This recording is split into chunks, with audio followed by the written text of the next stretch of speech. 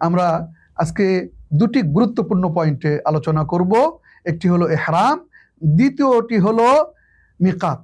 এবং এই ক্ষেত্রের সাথে সাথে আমাদের সচরাচর এই এশিয়া মহাদেশে, বিশেষ করে আমাদের বাংলাদেশের মানুষের যে ভুলগুলো হয়ে থাকে সেই বিষয় সম্পর্কে আমরা কিছুটা দৃষ্টিপাত করার চেষ্টা করব, আপনাদেরকে স্মরণ করে দেওয়ার চেষ্টা করব ইনশাআল্লাহ।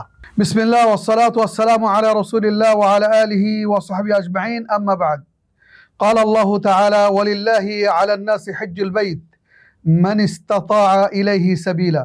وقال النبي صلى الله عليه وسلم: بني الإسلام على خمس: شهادة أن لا إله إلا الله وأن محمد رسول الله وإقام الصلاة وإيتاء الزكاة وصوم رمضان وحج البيت من استطاع إليه سبيلا.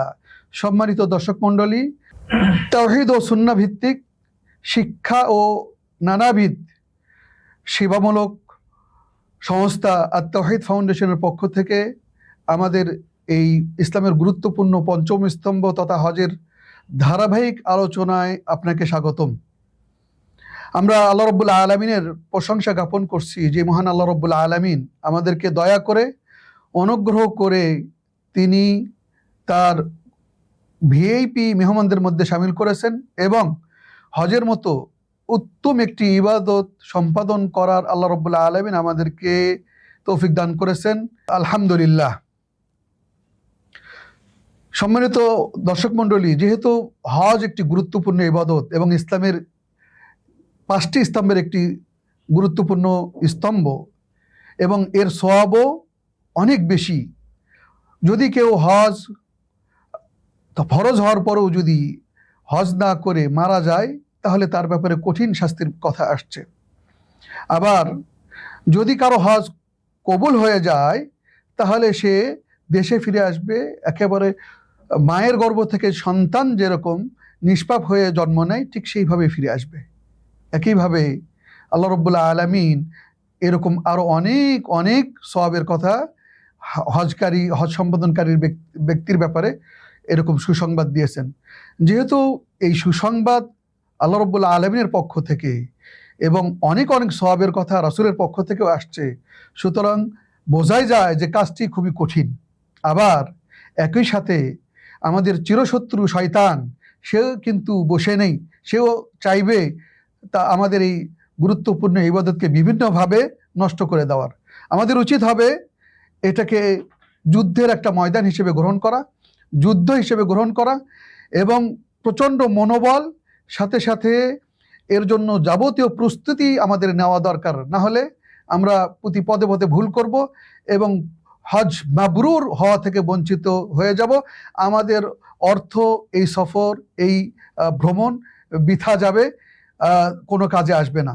আমরা আল্লাহ রাব্বুল আলামিনের কাছে শুরুতেই আমাদের এই হজ মাবরুর হোক এই দোয়া করি। সম্মানিত দর্শক মণ্ডলী, আমরা স্বাভাবিকভাবে যদি স্বাভাবিক কোনো ভ্রমণ আমাদের থাকে তাহলে দেখা যায় তার জন্য 1 সপ্তাহ আগে থেকে বা 1 মাস আগে থেকে বিভিন্নভাবে আমরা প্রস্তুতি নিই। এমনকি সফরে যাওয়ার আগের রাতে আমাদের ঘুম হয় না। আর এই সফরটা কিন্তু যুয়ুফুর রহমান হিসেবে আল্লাহর সবচেয়ে গুরুত্বপূর্ণ জায়গা কাবাতুল মুশাররফা সহ আরাফার দিকে। সুতরাং এর জন্য কতটুকু প্রস্তুতি নিতে হবে এটাই নিশ্চয় আপনাকে বলে দেওয়ার দরকার নেই। তবে আমি স্মরণ করে দেই, স্মরণ করাটা মুমিনের উপকারে আসবে, এই জন্যই স্মরণ করে দেওয়া। আপনি প্রথমে যেটা আপনার করা দরকার সেটা হলো এই গুরুত্বপূর্ণ ইবাদতে ইখলাস। সবসময় এই ক্ষেত্রে ইখলাসের ক্ষেত্রে হজের মধ্যে যে এরকম রিয়া এবং লৌকিকতা যেটা চলে আসে সেই অন্য কোনো ইবাদতের ক্ষেত্রে এতটা লৌকিকতা আসে না। যেমন আমাদের হাজী সাহেবরা এসেই দেখা যায় যে তার নামের শুরুতে হাজী সাহেব না লিখলে মন খারাপ করেন, অথবা হাজী সাহেব হিসেবে যদি তাকে আহ্বান করা না হয় তাহলেও মন খারাপ করেন। তার মানে তার হজটা আসলে আল্লাহর জন্য হয়নি। তো এই ধরনের মনোভাব থেকে আমাদের বের হয়ে আসা দরকার এবং হজটার জন্য পরিপূর্ণ আল্লাহ রাব্বুল আলামিনের জন্য লোকে হাজী সাহেব বলবে এমনটি যেন চিন্তা ভাবনা আমাদের না থাকে। এরপরেই রাসূলুল্লাহ সাল্লাল্লাহু আলাইহি ওয়াসাল্লাম প্রতি মুহূর্তে মুহূর্তে আমাদেরকে বারবার সাহাবাদেরকে বলতেছিলেন, খুদু আন্নি মানাসিকাকুম, তোমরা আমার কাছ থেকে হজের পদ্ধতি শিখে নাও।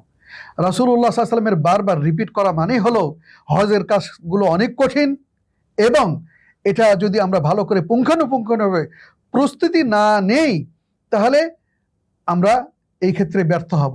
আমাদের এমনি এমনি কষ্ট করা হবে, ফল কোনো কিছু আসবে না। এই জন্য আমাদের সতর্কতার সাথে রাসূলুল্লাহ সাল্লাল্লাহু আলাইহি সাল্লাম যেভাবে হজ করেছেন সেভাবে হজ করা দরকার। আর এই জন্য আমাদের এই নিয়মিত ধারাবাহিক যে আলোচনাগুলো, ইনশাআল্লাহ আমি তারপর আমার পরে যে সমস্ত বিজ্ঞ আলেম ওলামা আসবেন এবং আলোচনা করবেন, তাদের আলোচনাগুলো অবশ্যই অবশ্যই শুনবেন। আমি নসিহত স্বরূপ বলবো, প্রথমেই আপনি ইখলাস, তারপর হজের যাবতীয় নিয়মকানুনগুলো শিক্ষা নেওয়ার পরে যখন আপনি হজের সফরের নিকটতম হলো, তখন আপনি সবাই কাছে, যেহেতু সফরটা এমনিতেই কষ্টকর এবং সেখানে অনিশ্চয়তার পথে পা বাড়ানো অনেকটা, সেখানে আবহাওয়ার ব্যাপার আছে, বিভিন্ন যান ত্রুটির ব্যাপার আছে, অনেক কিছু আছে সেখানে। আমি ফিরে আসবো কিনা বলতে পারি না। এই জন্য আমাদের আত্মীয় স্বজন সবার কাছ থেকে দেখা সাক্ষাৎ করা, তাদের কাছ থেকে ভুল ত্রুটির জন্য মাপ চেয়ে নেওয়া দরকার বলে আমি মনে করি। আর সাথে সাথে যদি সম্ভব হয়, আমাদের দেশে রীতি আছে যে একত্রিত করে তাদের সাথে সবাইকে দাওয়াত করে একসাথে সবাইকে পাওয়া গেল এবং সেখানে আপনি আপনার সুসংবাদটা দিলেন। এটা ইসলামী শরীয়ত সমর্থন করে, এটা বিরোধিতা করে না। তবে এই ক্ষেত্রে খুব সতর্কভাবে আমাদের মনে রাখা দরকার যে এই ক্ষেত্রে যেন কোনোভাবে আমি হজে যাচ্ছি, লোকজন হাজি বলবে, এই জন্যই জনগণকে একত্রিত করবো, আত্মীয় স্বজনকে একত্রিত করবো, তাদেরকে খাওয়াবো, এই উদ্দেশ্য যেন না থাকে। সম্মানিত দর্শক মণ্ডলী, এরপরে সময় যখন হবে সফর করার, আমি মোটামুটি সেখানে যা কিছু আমাদের যিনি আলেম ওলামা, যাদের হজ করার অভিজ্ঞতা আছে, পূর্ব অভিজ্ঞতা আছে, অথবা আপনি যার সাথে যাচ্ছেন তার কাছ থেকে যা যা প্রয়োজনীয় সেগুলো অবশ্যই অবশ্যই নেবেন। এহরামের কাপড় কিনবেন, তারপরে সেখানে আবহাওয়ার কারণে বিভিন্ন ঔষধ আদি যেগুলো আছে সেগুলো নেবেন। কাপড় চোপড়, কোন ধরনের কাপড় চোপড় নেওয়া দরকার সেগুলো নিয়ে এমনভাবে নিজেকে প্রস্তুত করবেন যাতে আপনার এই দীর্ঘ সফরে কোনো সমস্যা না হয়। এরপরে আমরা আজকে দুটি গুরুত্বপূর্ণ পয়েন্টে আলোচনা করব। একটি হলো ইহরাম, দ্বিতীয়টি হলো মিকাত।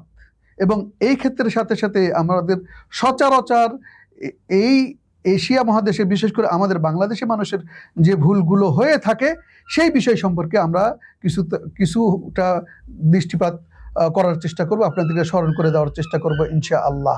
সম্মানিত দর্শক মণ্ডলী, তাহলে আসুন আমরা ইহরাম সম্পর্কে জেনে নিই। আমরা সাধারণত যেটা বুঝি সেটা হলো যে এহরামের কাপড়, সাদা দুই খণ্ড কাপড় পরিধান করা মানে হলো এহরাম করা। কিন্তু মূলত এহরাম অর্থ হলো নিয়ত করা। হজের বা উমরার কার্যবলীর মধ্যে প্রবেশ করা, শুরু করাটাই হলো, এটি হলো এহরাম। পোশাক পরিধান করাটা এহরাম নয়। পোশাক আমি বহু দূর থেকে পড়তে পারি, বহু আগে পড়তে পারি, কিন্তু এটাকে এহরাম বলে না। শরীয়তের পরিভাষায় যখন মিকাত ক্রস করব এবং সেই সময় থেকে আমার এহরাম শুরু হলো। পুরুষের জন্য সাদা দুই খণ্ড পোশাক পরিধান করাটাই উত্তম। এটা যেহেতু কাপড়ের সাথে একটা মিল আছে। নারীদের জন্য আলাদা কোনো পোশাকের বিধান নেই, তবে তাদের পোশাকটা যেন আটসাট না হয়, সাধারণ এবং জাঁকজমক না হয়, মানুষের নজর সেই দিকে যায় এমনটি যেন না হয়। আমরা এহরামের কাপড় পরব এবং এর আগে অনেকেই মনে করি যে গোসল করতে হবে অবশ্যই, তারপরে 2 রাকাত সালাত আদায় করতে হবে, এবং এটাতে অনেক যারা হজ গাইড আছে তারাও বলে দেন, কিন্তু এটা ভুল। আসলে এটার জন্য আলাদা করে কোনো সালাত অথবা আলাদা করে কোনো গোসলের বিধান নেই। তবে হ্যাঁ, পরিষ্কার পরিচ্ছন্ন হয়ে পোশাকটা পরতে হবে, এটাই হলো কথা, মূল কথা। আমরা পোশাক পরে নিলাম, প্লেনে উঠে গেলাম, বসে গেলাম। এরপরে আমরা এহতিয়াতান বা সতর্কতামূলকভাবে কোনো আলেম বলতেছেন যে যদি আমরা মিকাত কোনোভাবে এহরামের নিয়ত ছাড়া বা হজের বা উমরার নিয়ত ছাড়া যদি পার হয়ে যায়, এই জন্য আমরা পোশাকটা সেই সময় প্লেনে বসে আমরা নিয়ত করে নিতে পারি লাব্বাইক ওমরাতান। আমরা লাব্বাইক ওমরাতান, সে ইফরাদ হজই হোক অথবা তামাত্তু হজই হোক অথবা কিরান হজ হোক। ইফরাদ হজের ব্যাপারে এই জন্য বলছি যে এই যে প্রায় 25 অথবা কারো 10 দিনও যদি সে এখান থেকেই এহরামের কাপড় পরে যদি যায়, তাহলে দেখা যাবে যে তার জন্য কষ্টকর হবে। এবং সে যদি এখান থেকে বলে লাব্বাইক হাজ্জান, সাধারণত আলেমরা তার সহজের জন্য, তার শান্তির জন্য, তার সুখের জন্য তাকে পরামর্শ দেওয়া হয় যে এখান থেকে সে উমরার নিয়তে যাবে, উমরা করার পরে হজের ঠিক আগ মুহূর্তে অন্য কোথাও থেকে সে লাব্বাইক হাজ্জান বলে ইফরাদ হজের নিয়ত করবে। তবে অবশ্যই অবশ্যই তামাত্তু হজই উত্তম হজ, এবং এটাই রাসূলুল্লাহ সাল্লাল্লাহু আলাইহি ওয়াসাল্লাম আমাদেরকে শিখিয়ে দিয়েছেন। তিনি বলতেছেন, যদি আমি মদিনা থেকে কুরবানির পশু না নিয়ে আসতাম তাহলে আমি তামাত্তু হজই করতাম। স্পষ্ট তামাত্তু হজই উত্তম হজ, সেটা বদলি হজ হোক অথবা নিজের হজ হোক, এটাই হলো বিধান। এরপরে প্লেন যখন মিকাত ক্রস করবে, সেই সময় আমাদেরকে তার আগে থেকে সতর্ক করবে প্লেনের যারা দায়িত্বশীল আছেন। ওই সময় আমরা আবারও লাব্বাইক ওমরাতান বলে নিয়ত করে ফেলব এবং আমরা সামনের দিকে অগ্রসর হব। এই ক্ষেত্রে ইচ্ছা করে যদি কেউ এই এহরাম বা নিয়ত না করে, তাহলে তাকে কিন্তু আবার ফিরে আসতে হবে। এটা অনেক কঠিন, আমাদের মনে রাখতে হবে। অবশ্যই অবশ্যই যখন মিকাত ক্রস করব তখন আমাদের যদি সচেতন থাকে, আমি যদি সজাগ থাকি এবং সুযোগ থাকে, অবশ্যই নিয়ত করে নেব। আর যদি ভুল ক্রমে কোনোভাবে ছুটে যায়, তাহলে যদি আগে থেকে ওই নিয়ত করে থাকে প্লেনে ওঠার সময়, তাহলে তাকে দম দিতে হবে না। প্রথম দিকে যদি নিয়ত না করে, তাহলে তাকে কিন্তু দম দিতে হবে। বিষয়টা খুবই গুরুত্বপূর্ণ এবং এই ব্যাপারে কোনো রকম আমাদের অসতর্ক হলে চলবে না, খেয়াল রাখতে হবে। এটার বিনিময় আল্লাহ রাব্বুল আলামিন আপনার জন্য জান্নাত রেডি রাখছেন। সুতরাং পুরস্কার অনেক বড়, আমাদের সতর্ক তাও অনেক সিনসিয়ার থাকতে হবে, সতর্ক থাকতে হবে, যাতে কোনোভাবে আমাদের কোনো ভুল না হয়। এইবার আমরা মিকাতের ব্যাপারে আলোচনা করব ইনশাআল্লাহ। মিকাত দুই রকম, মিকাত জামানি, মিকাত মাকানি। মিকাত জামানি অর্থাৎ সময়ের সাথে রিলেটেড, সেটা কোন সময় হজটার শুরু হয় এই কথা বলা হয়েছে। একটা হলো শাওয়াল, জিলকাত, জিলহজের প্রথম 10 দিন, এটা হলো সময়ের সাথে মিকাত। রমজান মাসে যদি কেউ হজের উদ্দেশ্যে মক্কায় চলে যায়, না, হবে না। এজন্য এটাকে আমরা বলতেছি মিকাত জামানি শরীয়তের পরিভাষায়। আর একটা হলো মিকাত মাকানি, জায়গার দিক থেকে যে মিকাত, যে সীমানা, যে জায়গা, সেই জায়গাগুলো হলো 5টা: যুল হুলাইফা, জুহফা, যাত আরক, এরপরে কারনে মানাজিল। কারনে মানাজিল এই হলো 5টা। এই 5টার আমরা সাধারণত আর একটা ইয়ালামলাম, আমরা সাধারণত ইয়ালামলাম কখনো কখনো বা কারনে মানাজিল, যেটাই হোক না কেন আমাদেরকে কিন্তু প্লেনে যারা দায়িত্বে থাকেন তারা সতর্ক করবেন যে আমরা মিকাত পার হচ্ছি, আপনারা নিয়ত করে নেন। এবং সেখান থেকেই আমরা অবশ্যই অবশ্যই লাব্বাইক হাজ্জান বলবো। এরপরে আমাদের তালবিয়া শুরু হবে। এর আগে কিন্তু লাব্বাইক আল্লাহুম্মা লাব্বাইক আমরা এই দৃশ্য এয়ারপোর্টে দেখতে পাই, এটা ভুল। এই সময় তালবিয়া নয়। তালবিয়া কখন? মিকাত ক্রস করা থেকে, নিয়ত করার পর থেকে। আশ্চর্যের বিষয় হলো এই সময় বেশি বেশি করে একেবারে মক্কা পৌঁছা পর্যন্ত আমাদের তালবিয়া পড়তে হবে। এই সময়টা আমাদেরকে নীরব দেখা যায়, আর এই সময়ের আগ পর্যন্ত আমাদেরকে মিকাত এই তালবিয়া নিয়ে সরব দেখা যায়। এই বিষয়টা একেবারে বিপরীত, এটা সুন্নাত নয়, বরং এই সময় যখন আপনি মিকাত ক্রস করবেন তখন থেকে আপনার খুব গুরুত্বপূর্ণ সময় শুরু হলো। লাব্বাইক আল্লাহুম্মা লাব্বাইক এই কথাগুলো বলবেন, আর সাথে সাথে এই সময়টা তওবা ইস্তেগফার সহ বিভিন্ন প্রকার আপনার জীবনে যা চাওয়া সেইগুলো আল্লাহ রাব্বুল আলামিনের কাছে চেয়ে নেবেন। এগুলো সুযোগ, এই সুযোগগুলো আমার আপনার জীবনে আর আসবে না। এরপরে আমরা মক্কায় পৌঁছে গেলে বাকি যে কাজগুলো আছে সেই কাজগুলো আমরা শুরু করব ইনশাআল্লাহ। এ পর্যায়ে আমরা এহরামরত অবস্থায় মিকাত থেকে এহরামের কাপড় পরা অবস্থায় উমরার বাকি কাজগুলো সম্পূর্ণ করার আগে যে ভুলগুলো আমাদের কোনোভাবেই করা যাবে না, শরীয়তের ভাষায় আরবিতে মাহদুরাতুল ইহরাম বলা হয়, এই বিষয়গুলো আপনাদের একটু ধারণা দেব। তার মধ্যে একটা হলো কোনোভাবেই আমরা নখ কাটবো না, চুল কাটবো না, এমনকি দাঁত দিয়ে নখ কাটবো না, আমাদের খেয়াল রাখতে হবে। 2 নম্বর হলো কোনো রকম সাবান, সুগন্ধি জাতীয় আতর বা এই জাতীয় যা কিছু আছে সেগুলো অ্যাভয়েড করতে হবে। এরপরে কোনো রকম যদি শিকার কোনো পাখি অথবা কোনো হরিণ, খরগোশ এই জাতীয় কিছু আমরা সামনে চলে আসে তাহলে সেগুলোকে কোনোভাবে শিকার করা যাবে না। একই সাথে সেলাই যুক্ত কোনো কাপড় পরিধান করা যাবে না। আমরা অনেক সময় টুপি মাথায় দিয়ে থাকি অথচ মিকাত ক্রস করে ফেলেছি। আরো ব্যাপার হলো ভুল করে অনেক সময় আমরা নিচের যে শর্ট প্যান্ট সেটাও থেকে যায় অনেক সময়। এগুলো অবশ্যই অবশ্যই নিষিদ্ধ এবং এগুলো থেকে অ্যাভয়েড করতে হবে।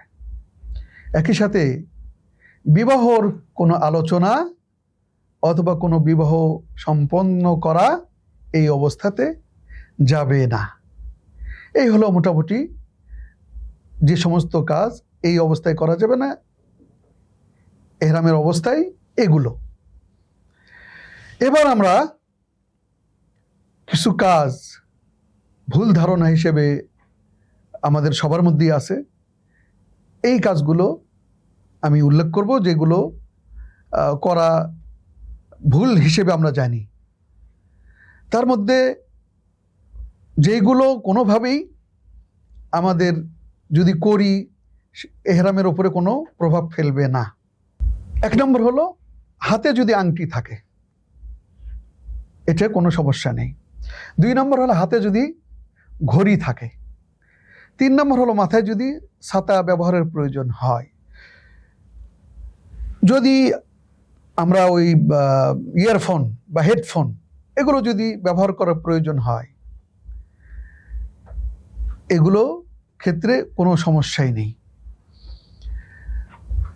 মাথা ধোয়া অথবা দাড়ি চুলকানো এগুলো কোনো সমস্যা হবে না। একই সাথে চশমা ব্যবহার করা এটাও জায়েজ। শরীরে বেল্ট অথবা এমন ব্যাগ ব্যবহার করা যেটা সেলাইওয়ালা এগুলো কোনো সমস্যা নেই। এগুলো আমরা অনেক সময় প্রশ্ন করে ফেলি যে এগুলো জায়েজ কিনা বা এগুলো থেকে মুক্ত থাকার চেষ্টা করি। এটাও এই যেগুলো বিষয় বলা হলো এগুলোর কোনোটি ক্ষতি করবে না ইনশাআল্লাহ। সম্মানিত দর্শক মণ্ডলী, কিছু ভুল আমাদের সমাজে আছে, কতগুলো সাধারণ ভুল আবার কতগুলো বিদআতের মতো হয়ে যায় বা বিদআতও বলা চলে। সেই বিষয়গুলো আপনাদের সামনে তুলে ধরব। যেমন আমরা সম্মিলিতভাবে লাব্বাইক আল্লাহুম্মা লাব্বাইক বলতেছি, এটা কিন্তু শরীয়ত সিদ্ধ নয়, এটা অ্যাভয়েড করা উচিত। এর পূর্বে বলা হলো যে 2 রাকাত সালাত ইহরামের নিয়তে প্রত্যেকে বলা হয় ইহরামের 2 রাকাত সালাত আদায় করা হয়েছে কিনা, তো এটাও কিন্তু শরীয়ত সাপোর্ট করে না।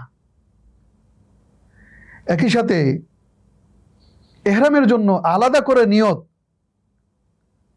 আমরা এমন এমন শব্দ অনেক সময় ব্যবহার করি, আরবিতে বানিয়ে নিছি, যেগুলো শরীয়ত সাপোর্ট করে না, বরং সেটা বিদাতের মধ্যে পড়ে যাবে।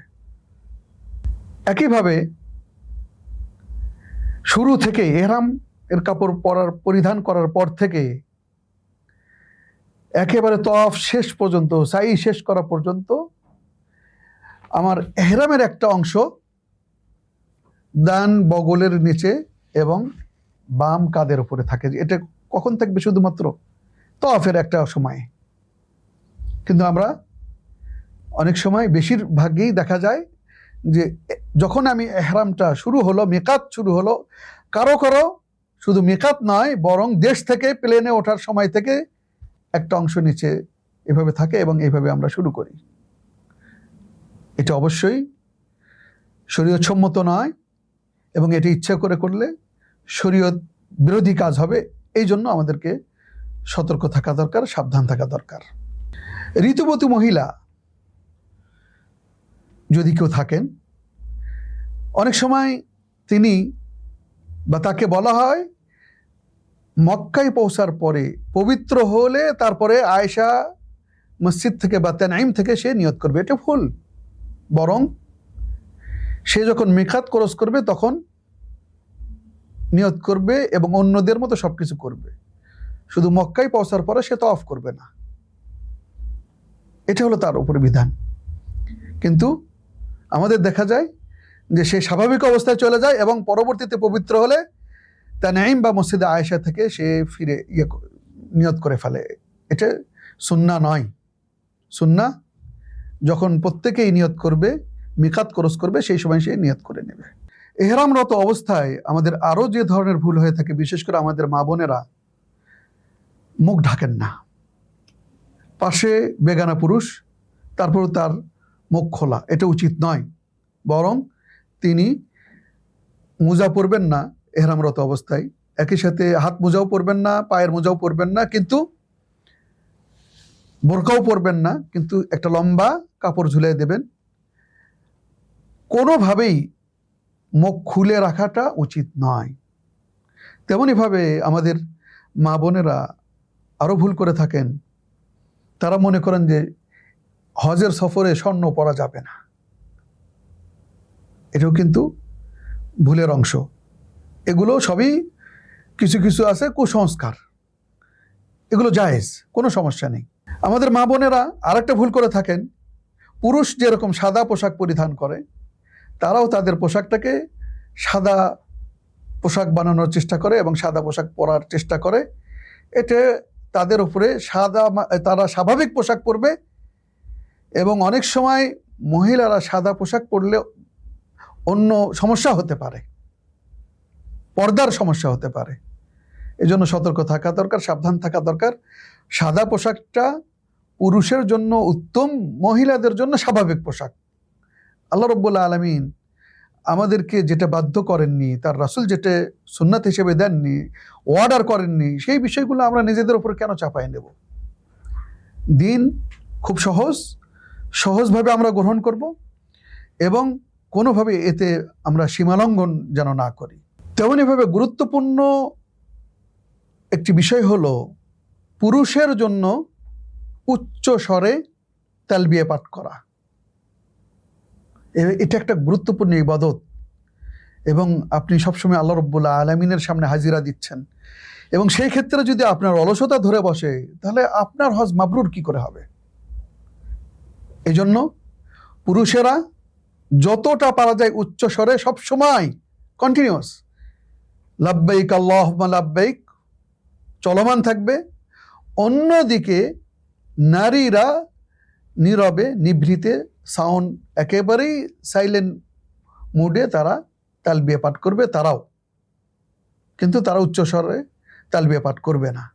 এই ছিল আমাদের ইহরাম এবং মিকাত সংক্রান্ত সুন্নাহ, করণীয়, বিদাত এর সাথে যেগুলো আছে, ভুল যেগুলো আছে সেগুলো, আর সাথে সাথে আমাদের এই গুরুত্বপূর্ণ ইবাদতের জন্য আমাদের কি করণীয়, কিভাবে করলে আল্লাহ রাব্বুল আলামিনের যে ওয়াদা হজ মাবরুর, লাইসা লাহুল জাযা ইল্লাল জান্নাহ, সেই জান্নাতের আমরা টিকিট পেয়ে যাব, জান্নাতের বাসিন্দা হব। এখানে বলা হলো আল্লাহ রাব্বুল আলামিন আমাদের তৌফিক দান করুন, এবং ধারাবাহিকভাবে আমার পরে যিনি আসবেন তার আলোচনা শোনার জন্য অগ্রিম অনুরোধ রইল। আসসালামু আলাইকুম ওয়া রাহমাতুল্লাহি ওয়া বারাকাতুহু।